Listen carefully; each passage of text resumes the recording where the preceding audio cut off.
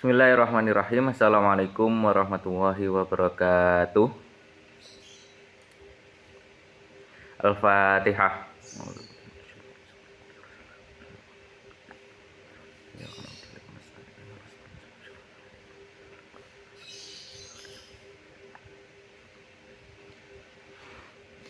Baik, pada kesempatan kali ini kita akan membahas tentang mufrad, musanna, dan jamak. Ini adalah materi nahwu atau materi dalam bahasa Arab, yang mana bahasan ini adalah terkait dengan mufrad, musanna, dan jamak. Oke, mufrad. Ya, yang pertama adalah mufrad. Apa itu mufrad? Mufrad adalah madalla ala syai'in wahidin. Jadi suatu isim yang menunjukkan sesuatu yang satu. Jadi mufrad adalah satu intinya. Dan contohnya adalah tolibun, ustadzatun. Ya, ini contohnya.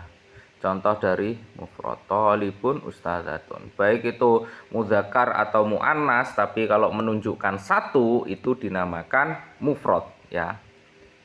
Nah, itu adalah pengertian dan contoh dari mufrad. Selanjutnya adalah musanna. Musanna adalah madalla ala itsnaini bi ziyadatil alif wan nun awil ya wan nun. Jadi sesuatu yang menunjukkan dua. Jadi tadi mufrad itu satu, kalau musanna adalah dua dengan tambahan alif nun atau ya dan nun. Ya. Jadi alif nun ini ketika pada rofa atau marfu, dan ya nun pada nasab atau jer, mansub atau jer. Contohnya kitabani. Nah, kan di sini contohnya adalah kitabani. Ini kan ada tambahan alif dan nun di belakangnya ini. Kitabani. Bil qalamaini. Nah, ini juga ada tambahan ya dan nun di belakang dari kalimat isim tersebut. Ya, asalnya adalah kolamun, kitabani asalnya ya kitabun. Nah, itu adalah musanna. Contoh yang lain ya, ini kan ketika rofa, dan ini ketika jer. Bagaimana ketika nasab? Ya sama, istaroitul fakihataini. Ya, istaroitul fakihataini. Jadi kalau ketika nasab tambahannya juga ya dan nun. Jadi ini adalah jer, ini alif nun ini jer ketika marfu rofa, ya nun ketika jer atau nasab. Ya, itu ya, itu untuk musanna. Selanjutnya adalah jamak, al jam'u. Apa itu jamak? Madalla aktsar min isnaini wa huwa anwaun. Jadi jamak adalah sesuatu yang menunjukkan lebih dari dua, itu namanya jamak. Kalau satu itu mufrad, dua itu musanna, kalau lebih dari dua adalah jamak. Ya, itu adalah pengertian dari jamak. Selanjutnya adalah jamak mudzakkar salim. Jadi jamak ini dibagi lagi menjadi tiga. Ada jamak mudzakkar salim, ada jamak muannats salim, dan ada jamak taksir. Yang pertama adalah jamak mudzakkar salim. Apa itu? Mazida fi akhirihi wawun nun awil ya wan nun. Jadi suatu isim dengan menambah akhir dari wawun nun atau ya dan nun. Ini ya, wawun nun atau ya dan nun. Nah, wawun nun ini ketika rofa, dan ya nun ketika nasab atau jer. Contohnya al muslimuna. Contohnya dari jamak mudzakkar salim, al muslimuna. Ini ada tambahan wawun nun. Nah, kalau ada tambahan wawun nun ini berarti keadaannya rofa, marfu. Nah, contoh yang lain, bil mujtahidina. Ini ada tambahan ya dan nun.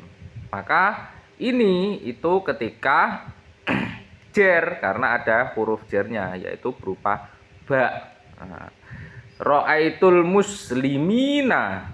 Nah, itu ketika nasab, juga dengan ya nun, ada tambahan ya nun. Nah, itu ya. Jadi jamak itu dibagi menjadi 3, ada jamak mudzakkar salim, jamak muannats salim, dan jamak taksir. Jamak mudzakkar salim itu tambahannya wawun nun dan ya nun. Wawun nun itu ketika rofa, ya nun ketika jer ataupun nasab. Selanjutnya adalah jamak muannats salim. Jamak muannats salim adalah mazida fi akhirihil alif wa ta. Jadi isim dengan tambahan jamak ya, jamak yang menunjukkan perempuan dengan tambahan alif dan ta. Jadi jamak mudzakkar salim itu menunjukkan laki-laki ya, jamak menunjukkan laki-laki dengan tambahan wawun nun dan ya nun. Kalau jamak muannats salim, jamak yang menunjukkan perempuan dengan tambahan alif dan ta. Al muslimatu, al fatayatu. Nah, ini contohnya. Jelas kan? Ada alif dan ta di belakangnya. Ini namanya tak maftuh, jadi tak terbuka ya, gitu. Selanjutnya adalah jam'ut taksir atau jamak taksir. Apa itu? Ma yataghayyaru min suratin mufradihi. Jadi sesuatu yang berubah dari bentuk mufradnya.